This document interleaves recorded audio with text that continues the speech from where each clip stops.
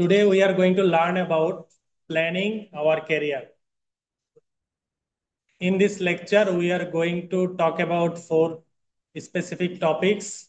First one is career planning and then self-assessment. After that, we will discuss about career exploration and finally work environment. You can follow these books for the reference of this slide. First of all, if we want to explain how to define a job. What is the meaning of a job? What is a job? Define a job. The answer to all of these questions are the work that a person does regularly in order to earn money is considered as a job. What is a career?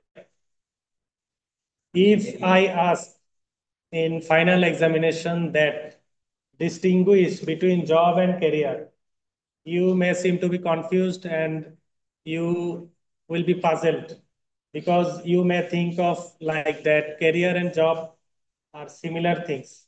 But there is a small difference between these two terms.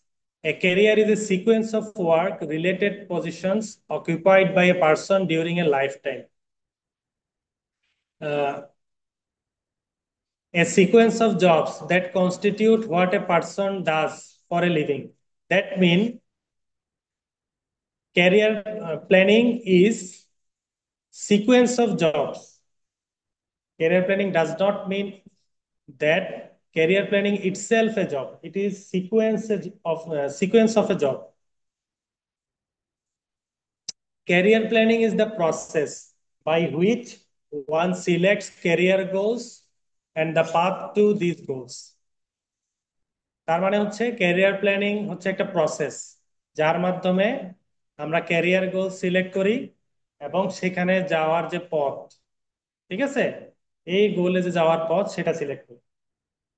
আচ্ছা, তো career planning process এটা আসলে কি? Career planning প্রসেসটা actually evaluates one's abilities and interest, considering alternative career opportunities, establishing career goals, and planning practical development activities. The career planning প্রসেসটা হচ্ছে তোমার ability কি, ইন্টারেস্ট কি, সেটাকে ইভ্যালুয়েট করা, মূল্যায়ন করা, যাচাই করা। কি কনসিডার করে? তোমার কি কি অল্টারনেটিভ ক্যারিয়ার আছে, কি কি অপরচুনিটি আছে, এগুলাকে কনসিডার করে কি নির্ধারণ করা? ক্যারিয়ার গোলটা নির্ধারণ করা এবং এর জন্য প্ল্যান করা কিভাবে প্র্যাকটিক্যালি এটাকে ডেভেলপ করা যায়।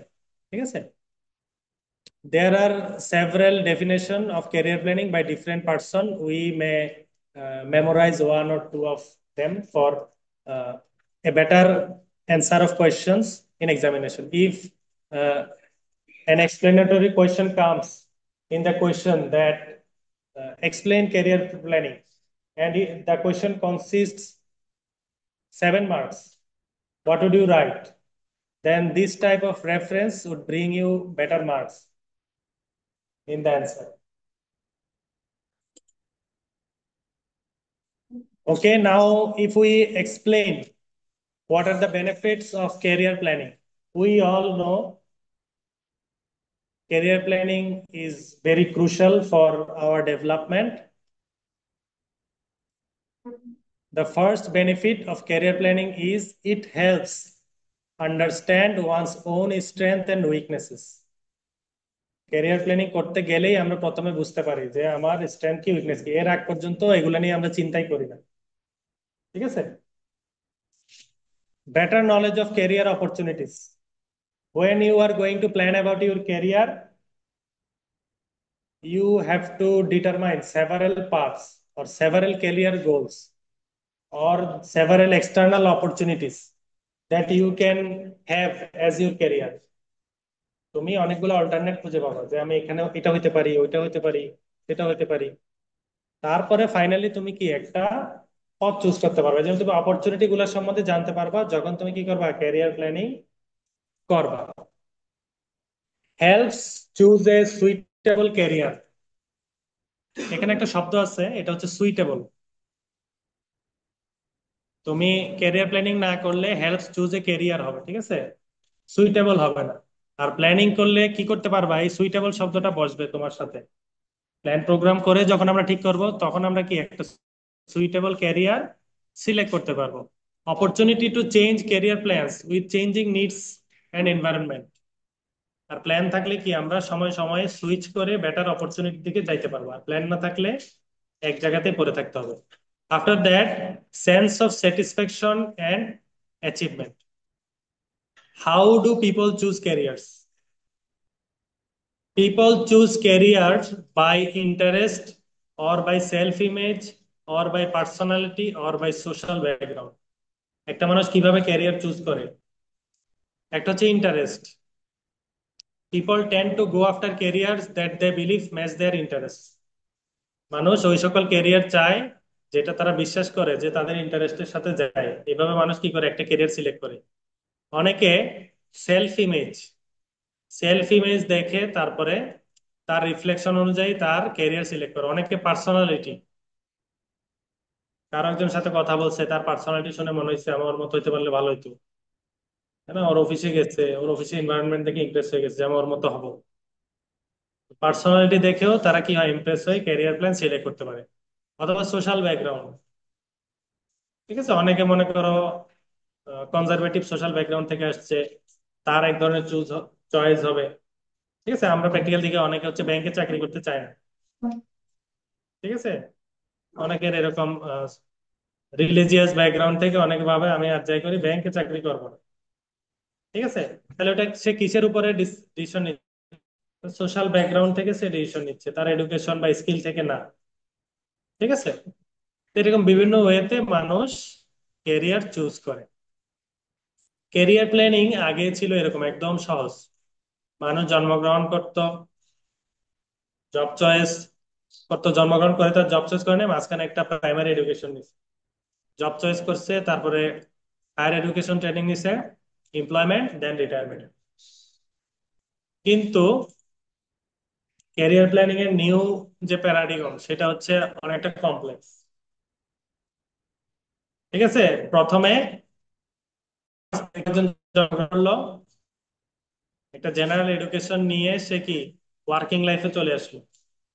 তারপরে সে দেখলো যে এই জব তার ভাল লাগতেছে না, জব চেঞ্জ করলো, চেঞ্জ করে আবার একটু এডুকেশন নিল ডিফারেন্ট টাইপের, ঠিক আছে।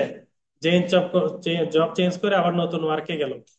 এখানে দেখতেছে আমি যদি আরেকটু অমুক ডিগ্রিটা নেই তাহলে আমি আরো বেটার সুইচ করতে পারবো। এখানে থেকেই সে কি করলো, নতুন একটা এডুকেশন নিল, আবার বেটার জব বা জব চেঞ্জ করলো, ওয়ার্কিং লাইফে গেল। তারপর সে দেখো আরো হায়ার ডিগ্রি নিয়ে আরো উপরে প্রমোশন পাওয়া যাবে, আবার এডুকেশন নিল, এবং ফাইনালি রিটায়ারমেন্টে গেল। রিটায়ারমেন্টে যাওয়ার পরেও অনেকের আরো গোল থাকে যে সে আরো কিছু লাইফে অ্যাচিভ করতে চায়, সে আবার একটা হায়ার ডিগ্রি নিল বা হায়ার একটা এডুকেশন নিল, তারপর সে আবার ওয়ার্কিং লাইফে চলে গেল। তাহলে এটা হচ্ছে মডার্ন ক্যারিয়ার ডেভেলপমেন্টের প্যারাডিগম। এটা হচ্ছে এই ডিজাইনটা করছে Phil Jarvis, vice president, national life আর ওয়ার্ক সেন্টার, তাদের একটা প্রতিবেদন থেকে নাও। ক্যারিয়ার প্ল্যানিং আগেরটা তো ভালো, এবং আগেরটা এখনো অনেকের ক্ষেত্রে সুইটেবল হবে। অনেকের ক্যারিয়ারটা এরকমই হবে, ঢুকছে ওখানে শেষ, ঠিক আছে।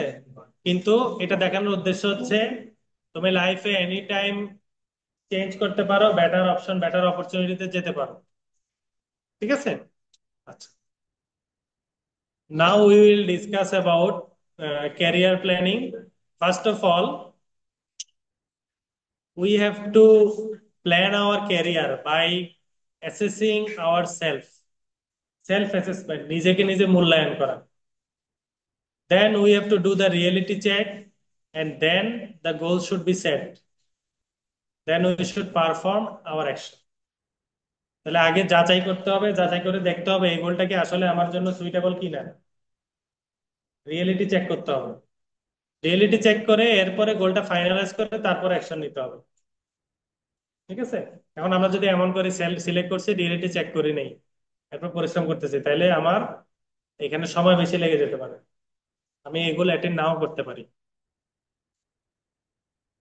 প্রত্যেকটা টার্ম সম্বন্ধে বলা আছে self assessment, reality check, goal setting, action planning. ঠিক আছে, তো এগুলা তোমরা একটু দেখবা, আমি এই জিনিসটা একটু বলবো। তো ক্যারিয়ার প্ল্যানিং এর মধ্যে প্রথমে হচ্ছে কি আমাদের সেলফ অ্যাসেসমেন্ট। এটা আমরা কিভাবে করব? আমাদের interest, personality, skill, strength, life style, work value, এগুলাকে কনসিডার করে সেলফ অ্যাসেসমেন্ট করতে হবে। তারপরে আমাকে এক্সপ্লোর করতে হবে এই যে আমার ইন্টারেস্ট, পার্সোনালিটি, এই বিষয়গুলো এগুলোর সাথে আমার কোন জিনিসগুলা ম্যাচ করতেছে।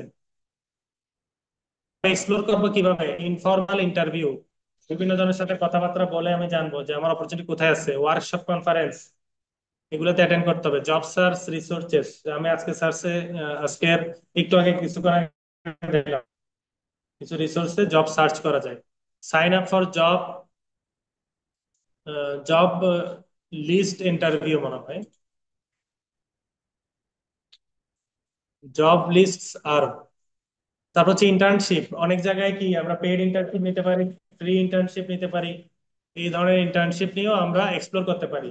কোথাও ইন্টার্নশিপ নিলে ওখানে দেখা যায় না ওখানে কারা কারা জব করতেছে, কোন কোন পজিশনে জব করতেছে, ওদের সাথে লিঙ্ক আরেকটা কোম্পানি ওখানে আসতেছে, ওদের জিনিস সম্বন্ধে জানা যায়, ওদের ওয়ার্ক প্লেস, ওয়ার্ক ফোর্স সম্বন্ধে জানা যায়, ভলেন্টিয়ারিং এর মাধ্যমে জানা যায়। তো সেলফ অ্যাসেসমেন্ট করে এক্সপ্লোর করে এরপর আমাকে কি করতে হবে? গোল সিলেক্ট করে তারপরে আমাকে অ্যাকশন নিতে হবে যে আমি কি করব।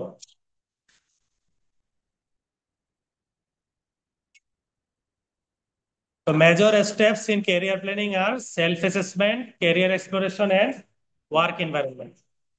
সেলফ অ্যাসেসমেন্ট, সেলফ অ্যাসেসমেন্ট কি? Self assessment is the process of analysing oneself to mine out information about themselves. Self assessment হচ্ছে নিজের সম্বন্ধে নিজের ইনফরমেশন গুলা বের করে আনা। নিজের ইন্টারেস্ট কি, তোমার ভ্যালু কি, তোমার পার্সোনালিটি কি, তোমার ইন্টারেস্ট কি, স্কিল কি, এটাকে শর্টে বলা হয় ভিপস। এই ভিপসটা বের করে আনা নিজের, সেটাই হচ্ছে কি সেলফ অ্যাসেসমেন্ট। অর্থাৎ you have to determine who are you. The reason to prepare a self-assessment is to determine the most important criteria to use in analyzing your potential career options. Self assessment করলে তুমি যখন তোমার strength weakness জানবা, তখন তুমি কি একদম directly নির্ভুলভাবে determine করতে পারবা তুমি কি করতে চাও। তারপরে হচ্ছে most people stumble all over themselves when asked. তোমাকে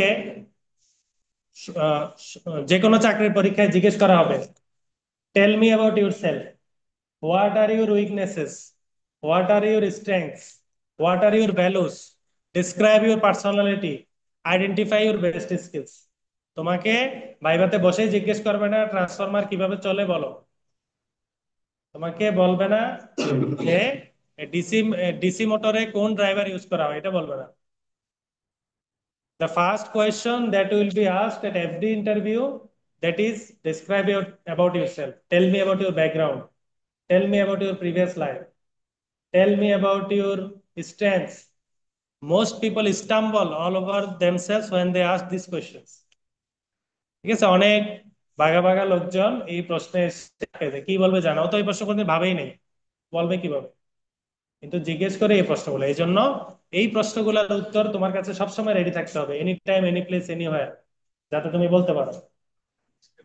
ঠিক আছে, তো এই ধরনের প্রশ্নগুলোর উত্তর তোমাকে তৈরি করতে হবে তোমারটা। হোয়াট আর ইউর ভ্যালুস, তোমাকে যে আমি নিব তোমার ভ্যালু কি, তোমাকে আমি অ্যাড করলে তুমি কি ভ্যালু অ্যাড করতে পারবা আমার প্রতিষ্ঠানে। আগে নিজের ভ্যালু জানলে না প্রতিষ্ঠানে কিছু ভ্যালু অ্যাড করতে পারবা, তাই না? আচ্ছা, তাহলে এই প্রশ্নগুলোর উত্তর সবাইকে সবসময় জানতে হয়। তুমি যেই ধরনের প্রফেশনালি হও, ইঞ্জিনিয়ার হইতে হবে এমন বাধ্যতামূলক না। এই জন্য এই চারটা প্রশ্ন খুবই ইম্পর্টেন্ট। ঠিক আছে, সেলফ অ্যাসেসমেন্ট, ভ্যালুস, ভ্যালুস মানে কি? ভ্যালুস আর feelings, feelings related to facts, things, people and concepts. তাহলে তোমার ভ্যালু সম্বন্ধে বলতে হইলে কি বলতে হবে? Feeling related to facts. বিভিন্ন ঘটনাতে তোমার ফিলিংসটা কেমন হয়।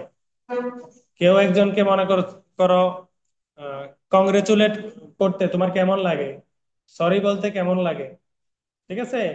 এই ধরনের বিষয়গুলো এগুলো হচ্ছে তোমার ভ্যালু। তোমার অনেস্টি, ট্রান্সপারেন্সি, ইন্টিগ্রিটি, মোরালিটি, এগুলো হচ্ছে তোমার ভ্যালু। ঠিক আছে? তো ভ্যালু সম্বন্ধে অন্তত 4-5টা লাইন তোমাকে জানতে হবে তোমার নিজের সম্পর্কে। ক্লাসিফাইং ভ্যালু, এখানে ভ্যালুর ক্লাসিফিকেশনও বলা আছে যে কি কি ধরনের ভ্যালু আছে, এগুলো তোমরা দেখবে, এটা আবার এক্সপ্লেন করো। ইন্টারেস্ট, তোমাকে বলবে তোমার ইন্টারেস্ট সম্বন্ধে বলো।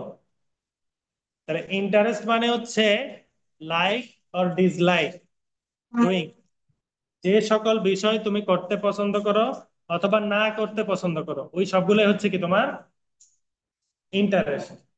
তো তোমাকে ভ্যালু জিজ্ঞেস করলো, তুমি ইন্টারেস্টের উত্তর দিলা, তাহলে কিন্তু হবে না। তোমার কাছে মনে হবে একদম ফাটাই দিছি বলে। ঠিক আছে?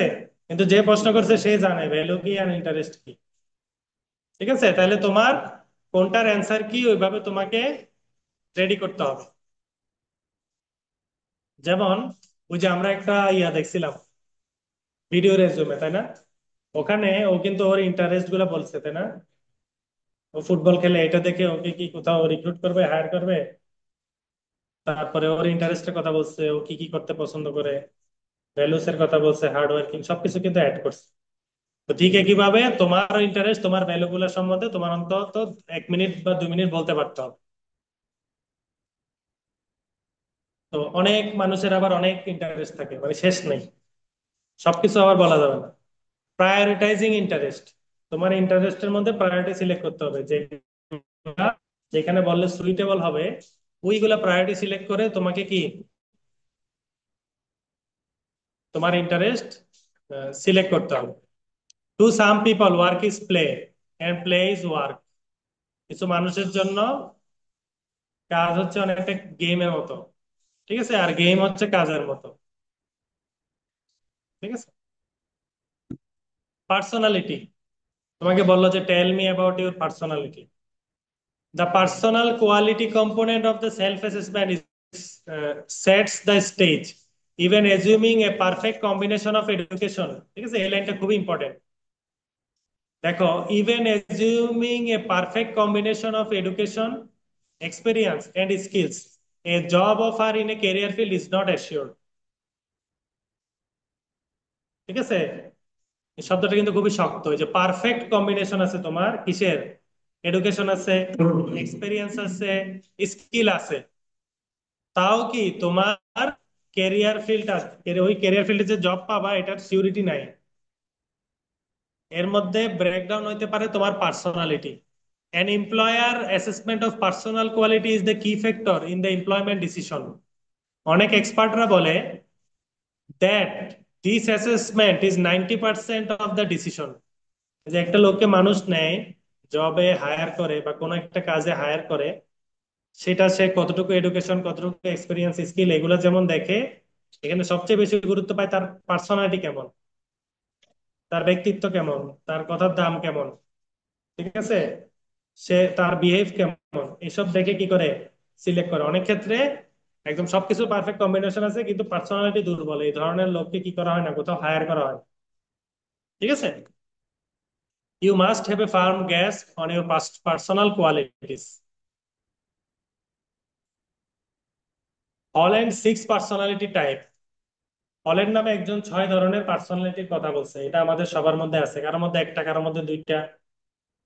অনেক মানুষ হচ্ছে কনভেনশনাল, গতানুগতিক, মানে গড্ডলিকা প্রবাহ আর কি, যে যেদিকে বলে ওদিকে যায়, যে যা বলে তা করে, গতানুগতিক। আর কিছু মানুষ হচ্ছে বাস্তববাদী, রিয়েলিস্টিক। সাম পিপল আর ইনভেস্টিগেটিভ, কৌতূহলী, নাকি যে কোনো কিছু জানতে চায়, বুঝতে চায়, ইনভেস্টিগেটিভ। সাম পিপল আর আর্টিস্টিক, এই পিপল আর ক্রিয়েটিভ, ক্রিয়েটিভ মাইন্ডেড। ছবি আঁকতে পারবে, গান গাইতে পারবে এমন না, এমনই হবে এমন না, তারাও আর্টিস্টিক। কিন্তু আর্টিস্টিক মানে হচ্ছে ক্রিয়েটিভিটি থাকবে, যে কোনো কাজ নতুন ওয়েতে, নতুন ভাবে, সহজ ভাবে করার চেষ্টা করে। সোশ্যাল, এরা হচ্ছে মানুষজন, লোকজন নিয়ে থাকতে পছন্দ করে। ঠিক আছে? এন্টারপ্রাইজিং, এরা শুধু কাজ করতে পছন্দ করে। তো আমাদের মধ্যে একটা, দুইটা, তিনটা বা সবগুলা পার্সোনালিটি থাকতে পারে। রিয়েলিস্টিক মানে কি? Realistic people are like realistic careers such as auto mechanic, aircraft controllers, surveyor, electrician, and farmer. Realistic মানুষরা রিয়েলিস্টিক জব পছন্দ করে, বাস্তববাদী, জীবনের সাথে সরাসরি সম্পর্কিত। The archetype usually has a mechanical and athletic abilities and likes to work outdoors and with tools and machines. ঠিক আছে? একজন রিয়েলিস্টিক মানুষ, সে সামনে মেশিন পাইছে, ল্যাব পাইছে, হাতে ধরে কাজ করতেছে না এমন হবে না। সে সুযোগ পাইলে সে কি করবে? চেষ্টা করবে অন হ্যান্ড টুল নিয়ে প্র্যাকটিক্যালি বাস্তবভাবে কাজ করতে। সে থিওরিতে বিশ্বাস করবে না যতক্ষণ সে নিজে না সেটাকে এক্সপ্লোর করছে। After that, an of personality is investigative. Investigative people like investigative careers. কৌতূহলী লোকরা, যেমন such as biologist, chemist, physicist, geologist, anthropologist, laboratory assistant and medical technician. The I type usually has math and science abilities and like to work alone and to solve problem. Investigative ইঞ্জিনিয়াররাও এটার মধ্যে পড়ে, not সব engineer. যারা কি করে, problem solve করতে পছন্দ করে, সায়েন্স টেকনোলজি এগুলো নিয়ে থাকতে পছন্দ করে এবং অন ফিল্ডে বা হ্যান্ডে কাজ করতে পছন্দ করে, তারা কি, তাদের জন্য ইনভেস্টিগেটিভ জবগুলা ভালো সুইট করে। Artistic, artistic people like artistic carriers. ঠিক আছে, এটা আমি আর বললাম না, তোমরা জানো already. And another one is social. Social people like social careers such as teacher, speech therapist, religious worker, counselor, clinical psychologist, nurse. অর্থাৎ তারা কি করে, সোশ্যাল ডেভেলপমেন্ট হয়, মানুষজন এঙ্গেজ করে, এঙ্গেজ থাকে, এই ধরনের কাজকর্ম করতে পছন্দ করে। তাহলে তোমাকে তোমার পার্সোনালিটিটা বুঝলে, ওইভাবে জব সিলেক্ট করলে তোমার কি কাজকে কাজ মনে হবে না, তাহলে তোমাকে কাজকে বার্ডেন মনে হবে শুধু। And final one is enterprising. Enterprising people like enterprising careers such as buyers, sports promoter, television producer, business executive, salesperson, travel agent, supervisor, manager, etc. The E type usually has leadership. তুমি enterprising করবা, তোমার মধ্যে leadership থাকতে হবে, public speaking করতে পারতে হবে, is interested in money and politics and like to influence people. ঠিক আছে? ফাইনালি হচ্ছে, বেশিরভাগ মানুষ যেটা থাকে আর কি, এবং যেটা আহ, এইটা কনভেনশনাল হইলে সাথে অন্য আরেকটা পার্সোনালিটি তার থাকা উচিত, শুধুমাত্র কনভেনশনাল না হওয়াই ভালো। Conventional people like conventional career such as bookkeeper, financial analyst, banker, tax expert, secretary, radio dispatcher. তো কনভেনশনাল কোয়ালিটি মানুষের মধ্যে যখন থাকে, তখন সে হচ্ছে নতুন ভাবে নতুন কিছু করতে চায় না, নতুন রিস্ক নিতে চায় না, গতানুগতিক ভাবে যেভাবে চলে আসছে একটা প্রবলেমকে ওইভাবে সলভ করতে চায়। নতুন ভাবে করলে রেজাল্ট কি হবে এটা তো আমি জানি না, কিন্তু কনভেনশনাল করলে তো রেজাল্ট জানা আছে নাকি, এভাবে করলে এটা হয়, ওইভাবে করলে ওইটা হয়। এবং বেশিরভাগ ওয়ার্ক এনভায়রনমেন্টে দেখা যায় আর্টিস্টিক বা ইনভেস্টিগেটিভ লোকদেরকে কাজ করতে রিক্রুট করা হয় ঠিকই, কিন্তু কাজ করতে বাধা দেওয়া হয়। সে নতুন ওয়েতে কাজ করতে চায়, নতুন ভাবে, এখন এটা তো এক্সপেরিমেন্ট, এটা হইতেও পারে, না হইতে পারে। এই জন্য বিভিন্ন প্রতিষ্ঠানে কি করে, কনভেনশনাল ওয়েতেই ফলো করার চেষ্টা করে যে আমরা কনভেনশনাল ওয়েতে প্রবলেম সলভ করবো, কিন্তু রিক্রুট করার সময় কনভেনশনাল আবার নিতে চায় না। ঠিক আছে, ক্রিয়েটিভ লোকজনই কনভেনশনাল ওয়েতে চালাতে চায়। স্কিলস, স্কিলস নিয়ে আমরা অনেক কথাবার্তা বলছি, যদি এটা ডেফিনেশন আসে আমরা কি বলবো? Skills are individual talents which enable a person to perform a given activity. ঠিক আছে, জাস্ট এই কতটুকু লাইন বললেই স্কিলের ডেফিনেশন চলে আসবে। কি কি ধরনের স্কিল হইতে পারে, যদি তোমরা বলো স্কিল, স্কিল কি কি স্কিল হইতে পারে? Skills break down into 4 groups. Hard skill, soft skill তো আছেই, সাথে 4টা গ্রুপ আছে স্কিলের। যেমন পিপল, টিচার, একটা টিচারের যে ধরনের স্কিল হবে, একটা টিচারের তো অ্যাকাউন্টেন্টের স্কিল দরকার নেই। একটা টিচারের ডাটা অ্যানালাইসিস কি একজন অ্যাকাউন্টেন্ট দরকার আছে? দরকার নেই। তাহলে যদি আমরা ভাগ করি তাহলে টিচার তার এক ধরনের স্কিল হবে, সোশ্যাল ওয়ার্কার এক ধরনের স্কিল হবে, পুলিশ অফিসারের আরেক ধরনের স্কিল হবে, তাই না? Sales person, child care worker. আবার আমরা যদি ডেটা নিয়ে চিন্তা করি, ডেটা ভিত্তিক কি কি ধরনের স্কিল হইতে পারে? অ্যাকাউন্টেন্ট, তার কি হিসাব কিতাব করা লাগবে, তার ডেটা ভিত্তিক এক ধরনের নলেজ থাকবে। কিন্তু কম্পিউটার প্রোগ্রামারও ডেটা ভিত্তিক নলেজ থাকবে, কিন্তু ওইটা কি কমপ্লিটলি ডিফারেন্ট, তাই না? রিসার্চারের আবার আরেক ধরনের নলেজ থাকবে। একজন রিসার্চারের ডেটা ভিত্তিক স্কিল কি অ্যাকাউন্টেন্টের ডেটা ভিত্তিক স্কিলের মতো হইতে হবে? তা কিন্তু হইতে হবে না। ঠিক একইভাবে ক্যারিয়ার ভিত্তিকও কি টার্ম একটাই, কিন্তু এখানের মধ্যে কি আবার বিভিন্ন শাখা প্রশাখা থাকতে পারে। ডেটা দেখো, ডেটার মধ্যে কত ধরনের ডেটা আছে, এই জন্য তো এতগুলো ক্যারিয়ার তৈরি হয়েছে, এত ধরনের স্কিল তৈরি হয়েছে। ফাইনালি হচ্ছে এই যে এই জিনিসটা, এটা তোমরা আজকে বাসায় গিয়ে পূরণ করবা, যে তুমি কত নম্বর পাও, নিজেকে নিজে মার্ক করবা। এটা হচ্ছে use the scales below to rate yourself on each of the following skill. তোমাকে তুমি মার্ক দিবা। Is problem solving, problem solving এ প্রফিসিয়েন্সিতে তুমি কত পাবা? যদি স্টিল লার্নিং, এখন যদি শিখতেছো তাহলে দিবা 1, আর যদি না জানো তাহলে দিবা 0। ঠিক আছে? কম্পিটেন্ট, মোটামুটি পারো, তাহলে 2 দিবা। আর প্রফিসিয়েন্ট হইলে 3 দিবা, তো খুবই ডট হইলে 3 দিবা। ঠিক একইভাবে প্রেফারেন্স, প্রেফারেন্সে কি করবা? প্রেফারেন্সের মার্কগুলো এখানে বসবে। প্রবলেম সলভিং, প্রবলেম সলভিং তুমি মনে করো করতে পছন্দ করো না, তাহলে 1 দিবা। আর তুমি জানো কিন্তু প্র্যাকটিক্যালি পার্টিকুলারলি লাইকও করো না, ডিসলাইকও করো না, তাহলে 2 দিবা।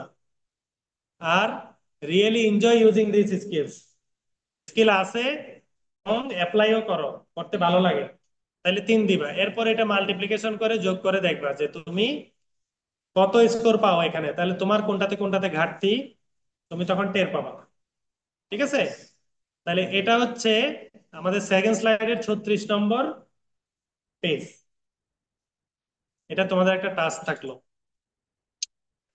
Now we will discuss about self assessment. তো যদি আমরা এই সেলফ অ্যাসেসমেন্টটা দেখি, এটা হচ্ছে একটা এক্স এক্সিস আর ওয়াই এক্সিস এর একটা 2 dimensional curve. If you look deeply in this curve, you can find that তুমি এক্স এক্সিস থেকে যত ডিস্টেন্সে যাবা তত কি হবে, ইন্টারেস্ট বাড়তেছে নাকি? ইন্টারেস্ট মানে এখানে কিন্তু মুনাফা না, মানে তোমার সেলফ ইন্টারেস্ট। আর স্কিল যত উপরে যাবা বাড়বে। তো যদি তোমার ইন্টারেস্ট মনে করো অনেক বেশি কিন্তু স্কিল কম, তাহলে কি করতে হবে? ওই স্কিলটা, একটা নির্দিষ্ট স্কিলের জন্য ইন্টারেস্ট আছে, স্কিল কম, তাহলে কি করতে হবে? ইন্টারেস্ট থাকলে এটাকে ডেভেলপ করতে হবে। তোমার ইন্টারেস্ট কম কিন্তু স্কিল আছে, তাহলে আরো এক্সপ্লোর করতে হবে ওই স্কিলটা, আর এমন কি জায়গা আছে যেটা আমার ভালো লাগবে ওইটা খুঁজে বাইর করতে হবে। যেহেতু স্কিল জানো কিন্তু ইন্টারেস্ট নাই, ওইটা তোমার করতে ভালো লাগে না। আচ্ছা, আরেকটা হচ্ছে স্কিলও, ইন্টারেস্টও হাই, তোমার স্কিলও হাই, তাহলে তুমি এখন পার্সু করবা, এখন অ্যাপ্লাই করবা, এটা আমি কোথায় অ্যাপ্লাই করতে পারবো? ঠিক আছে? আর তোমার কোনো কিছুতে, কোনো একটা স্কিলে, স্পেসিফিক স্কিলে তোমার হচ্ছে ইন্টারেস্ট লো, তাহলে হচ্ছে এটাকে অ্যাভয়েড করতে হবে। তাহলে প্রত্যেকটা স্কিল ধরে ধরে তোমাকে চেক করতে হবে তুমি কই আছো, এরপর তোমার ডিসিশন এখান থেকে বের হয়ে যাবে যে তোমাকে আসলে কি করতে হবে। কার্ড এটা তোমরা পারফর্ম করতে পারো। আরেকটা জিনিস, সেটা আমরা অলরেডি অনেকবার পড়াশোনা করছি, সোয়াট অ্যানালাইসিস। আচ্ছা, সোয়াট অ্যানালাইসিস তো আমরা করছি তাই না? কিন্তু এখানের মধ্যে কিছু আমাদের কনফিউশন আছে, যে স্ট্রেংথ মানে কি, উইকনেস কি, এগুলো অর্থ জানি শুধু আমরা, কিন্তু অ্যাকচুয়ালি ভিতরের কথা জানি না। তো one of the modern and scientific method of self assessment is সোয়াট অ্যানালাইসিস। এই যে সেলফ অ্যাসেসমেন্ট করবা, সবচেয়ে ইম্পর্টেন্ট একটা ওয়ে বা সিগনিফিকেন্ট ওয়ে হচ্ছে সোয়াট অ্যানালাইসিস করা। তো সোয়াট analysis internal and external environment কে ফোকাস করে করতে হয়। তোমার যে স্ট্রেংথ এবং weakness, you have to determine your strength and weaknesses by considering only internal environment। ঠিক আছে? তোমার ইন্টারনাল যে এনভায়রনমেন্ট আছে ওইটাকে জাজ করে কি করতে হবে? স্ট্রেংথ আর উইকনেস বের করতে হবে, এক্সটার্নাল কিছু না। তোমার ভিতরে কি স্ট্রেংথ, তোমার ভিতরে কি উইকনেস। এখন মানুষ এখানে ফল্ট করে থ্রেট আর উইকনেসের মধ্যে প্যাচ লাগে। অনেকে মনে করে যে যেটা থ্রেট ওইটাই আমার weakness. Threat will come from the external environment. Threat আসবে বাইরে থেকে। যেটা তুমি জানো না ওইটা তোমার উইকনেস। যেটা তোমার, যে স্কিলটা তোমার নাই ওইটা তোমার উইকনেস, ওটা তোমার থ্রেট না। ওটা তুমি ডেভেলপ করতে পারবা। থ্রেট হচ্ছে ওই ইন্টারেস্ট ওই স্কিল থাকা সত্ত্বেও বাইরে তুমি আর কি চ্যালেঞ্জ ফেস করতে পারো। Those are considered age threats. And opportunities will also be assessed from external environment. ঠিক আছে? তোমার অনেক স্কিল আছে তার মানে এই না যে তোমার অনেক অপরচুনিটি আছে। ওটা তোমাকে ফাইন্ড আউট করতে হবে এক্সটার্নাল এনভায়রনমেন্টে এই স্কিল কোথায় কোথায় অ্যাপ্লাই করা যায়। সেটা বাইরে থেকে ফাইন্ড আউট করলে কি পাওয়া যাবে? অপরচুনিটি পাওয়া যাবে। আমার স্কিল আছে, ভাবা যাবে না যে আমি অনেক, আমার অনেক অপরচুনিটি। তো ফাইন্ড আউট করে তোমাকে রাখতে হবে external environment.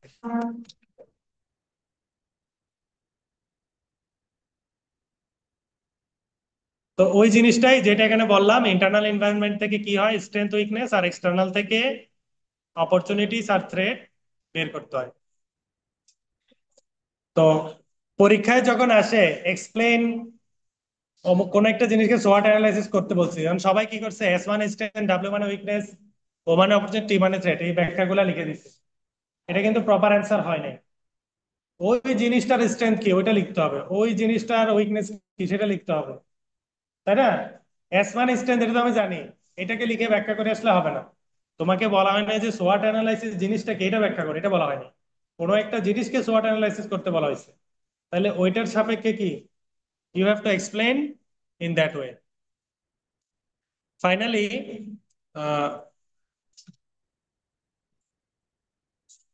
we are now going to check the internal and external environment related some factors. One of them is employee strength. Employee strength comes from work experience and proper education. একটা মানুষের experience যত বেশি হয় তার strength আস্তে আস্তে বাড়ে। যখন তার এডুকেশনটা প্রপার হয় সেটাও একটা কি স্ট্রেংথ। কিন্তু এডুকেশন যদি ল্যাকিং থাকে তাহলে সেটা কি হয়ে যায়, উইকনেস হয়ে যায়। ঠিক আছে? Strong job knowledge. একটা মানুষ মনে করো অন্য কোনো কিছু জানে না কিন্তু জব সম্বন্ধে তার খুব ভালো নলেজ আছে, ওই জব সম্বন্ধে ভালো জানে, তাহলে সেটা তার একটা স্ট্রেংথ। কিন্তু সে জবের নলেজ নাই, তাহলে ওইটা তার হয়ে যাবে উইকনেস। ঠিক একইভাবে আরো বিভিন্ন জিনিসগুলো আছে, এগুলো তোমরা দেখে নিবা। এক্সটার্নাল এনভায়রনমেন্ট, এক্সটার্নাল এনভায়রনমেন্ট থেকে আমার কি আছে, অপরচুনিটি আর থ্রেট, তাই না? দেখো একটা স্ট্রেংথ কিভাবে উইকনেস হয়ে যাইতে পারে এই টেবিলটা দেখলেই বোঝা যায় নাকি। যেমন তোমার নলেজ আছে এটা তোমার স্ট্রেংথ, জব সম্বন্ধে নলেজ না, এটা কি হয়ে গেছে, উইকনেস হয়ে গেছে। এটা কিন্তু থ্রেট হয়ে যায়নি, এটা তুমি আবার চাইলে শিখতে পারবা, এটাকে স্ট্রেংথ বানাইতে পারবা যদি ওই বিষয়ে জ্ঞান অর্জন করো। ফাইনালি যেমন মনে করো বয়েন্সি নেচার মার্কেট, বয়েন্সি আমরা ফিজিক্সে পড়ছি তাই না, আর্কিমিডিস চ্যাপ্টারে। প্লবতা নাকি কোনো কিছুকে ভাসিয়ে রাখার প্রবণতা, buoyancy. Buoyancy nature market, HR মার্কেটে মনে করো খুবই ভালো চলতেছে, প্রচুর জব হচ্ছে, সার্কুলার হচ্ছে, নিয়োগ হচ্ছে, তাহলে এটা তোমার জন্য একটা অপরচুনিটি। কিন্তু ডাউন স্লাইড থাকলে এইচআর মার্কেটে সেটা একটা থ্রেট, নিয়োগই হচ্ছে না। যেমন করোনার সময় মনে করো 2 বছর কোনো নিয়োগ হয়নি, 2 বছর পরে সার্কুলার, ওই 2 বছর কি ছিল, এইচআর মার্কেটে ডাউন স্লাইড ছিল। এই আন্দোলন সংগ্রামের সময় 5-6 মাস কোনো সার্কুলার হয় নাই, জয়নিং হয় নাই। ঠিক আছে? তখন ডাউন স্লাইড ছিল, এখন আস্তে আস্তে আবার বাড়তে পারে, তখন কি হবে, বয়েন্সি হবে, এটা তোমার জন্য অপরচুনিটি। ঠিক একইভাবে স্কিল শর্টেজ, স্কিল শর্টেজ না সরি,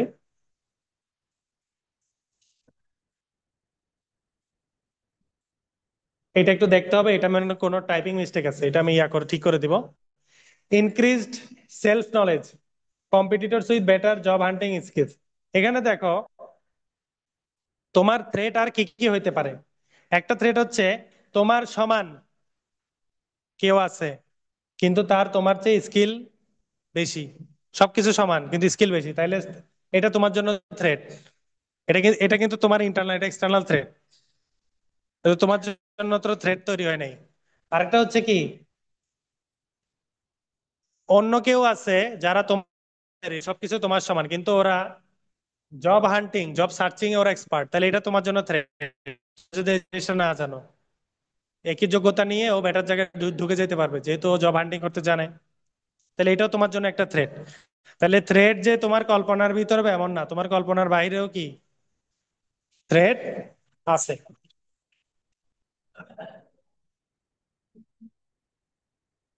তো সেলফ অ্যাসেসমেন্ট টেকনিক গুলা কিভাবে করা যায়? যেমন অটোবায়োগ্রাফি অ্যানালাইসিস করে, স্কিল ইনভেন্টরি করে, সাইকোলজিক্যাল টেস্টের মাধ্যমে।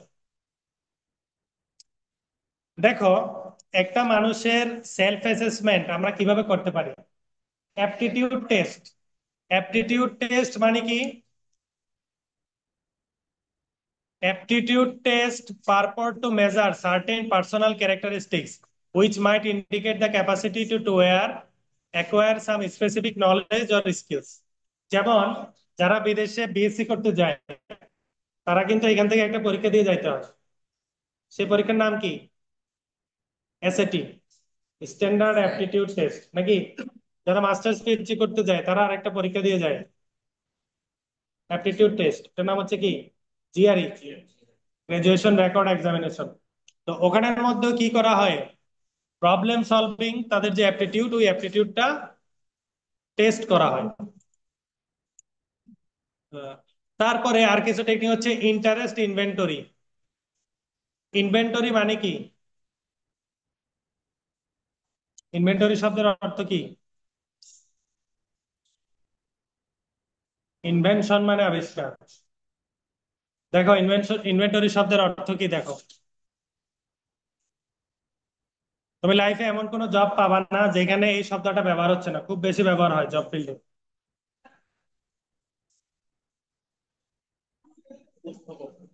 ইনভেন্টরি।